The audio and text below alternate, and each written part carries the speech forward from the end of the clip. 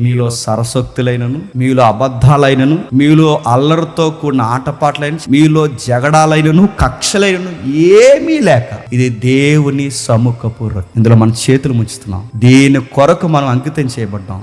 మన మాట అవునంటే అవును, కాదంటే ఒక మాట నేను చెప్పను. దావీదు భుజించడానికి అహీమెలెకు చనిపోయాడు. ఈరోజు మనం భుజించడానికి యేసుప్రభు చనిపోయాడు. ఆ రోజు దావీదు ఆకలిని తీర్చడానికి ఆ గొప్ప దైవజనుడు చనిపోతే, యాజకుల కన్నా గొప్ప ప్రధాన యాజకుడు మన యాజకుడు ఎవరు చెప్పండి? ప్రభు అయిన యేసుక్రీస్తు. ఆయన చనిపోయాడు మనందరి ఆధ్యాత్మిక ఆకలి తీర్చడానికి, మనందరి జీవితంలో ఒక సమాధానం ఇవ్వడానికి. మన శత్రువు సౌలు కన్నా దారుణమైన వ్యక్తి సాతానుగా మనం తరుముతుంటే, వాడి వ్యసనాల్లో, సంపదల్లో, చీకట్లో, వాడి భయంకరమైన లోకంలో మనం తరుముతుంటే, తన రెక్కల చాటుని కాపాడుకోవడానికి మన చావుకు బదులుగా చెప్పండి ఆయన చచ్చిపోయాడు. దావీదు ప్లేస్లో అహీమెలెకు చనిపోయాడు. ఇక్కడ మన ప్లేస్లో చెప్పండి యేసుక్రీస్తు చనిపోయాడు. అందుకే ఈ రొట్టెలో చేతులు ముంచుతున్నప్పుడు జాగ్రత్త, ఈ ద్రాక్షరసం తీసుకుంటున్నప్పుడు జాగ్రత్త, దేవుని సన్నిధికి వచ్చి వెళ్ళిపోతున్నప్పుడు జాగ్రత్త. ఈ మాటలు అవునంటే అవును, కాదంటే కాదు. ఇంతకు మించిన మాట అది దేవుడి నుండి వచ్చింది కదా చెప్పండి, దుష్టుడి నుండి వచ్చింది. దుష్టుడి నుండి వచ్చిన పంట దుష్టమనే పంటనే కోస్తావు.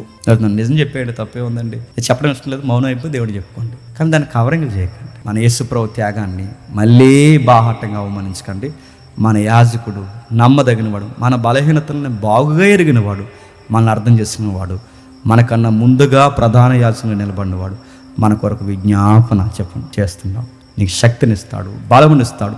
ఆయన దగ్గర అన్నిటినీ మనం ఒప్పేసుకుంటే లేవనెత్తి బలపరుస్తాడు.